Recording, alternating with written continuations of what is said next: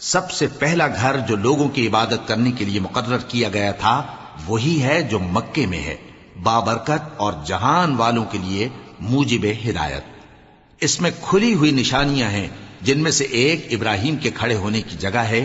جو شخص اس مبارک گھر میں داخل ہوا اس نے امن پا لیا، اور لوگوں پر اللہ کا حق یعنی فرض ہے کہ جو اس گھر تک جانے کا مقدور رکھے وہ اس کا حج کرے، اور جو اس حکم کی تعمیل نہ کرے گا تو اللہ بھی اہل عالم سے بے نیاز ہے۔ کہو